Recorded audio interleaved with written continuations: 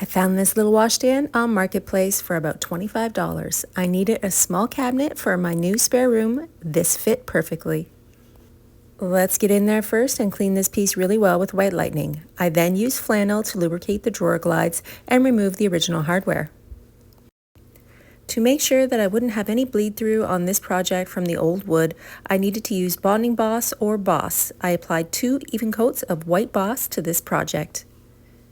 This will also help because I plan on painting this piece a lighter color. This means I will use less paint. Proper prep always saves the day. Don't forget to make sure that you always clean and prime your projects if needed.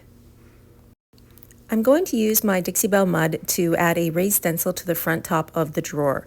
Using the mud and pushing it through a mylar stencil, this stencil is called Cozy Sweater, will allow me to get a raised effect on the top drawer. Simply overlap the stencil on the edge where it meets and then apply your mud. When it dries, you can sand it back to a little bit of flat and then you can paint right over top. For an added bonus, I also stenciled the sides of the drawers, so you're going to get a peek of cuteness when you open them up. I know this is just little bits of extra work, but adding a stencil and a little transfer on the sides of a piece so when you open the drawer you see beautiful is always an added bonus. Sanding back that mud so there's no peaks and valleys, and we are ready for paint. But I will first seal this with primer. By sealing this with primer, I'm going to make sure that the mud will not move before I paint. I will add 1 coat of boss over top of the mud. So what's the plan for this piece? Well, we are going to do a little bit of neutrals, but we're going to add a little bit of fun. Using 3 different colors, I'm going to create an ombre blend.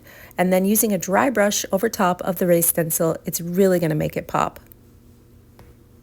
This look is both beautiful and also functional. By using the Best Dang brush and small circular motions, I'm going to hide any small imperfections that are in the wood.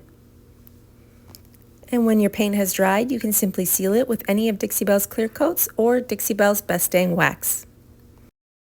I love the patina on the original hardware. Now remember, this little washstand was missing a top. I took some scrap wood from my shed and stained it in a beautiful espresso gel stain. I then drilled down from the top so that you could see the screws on either side, creating a beautiful rustic vibe.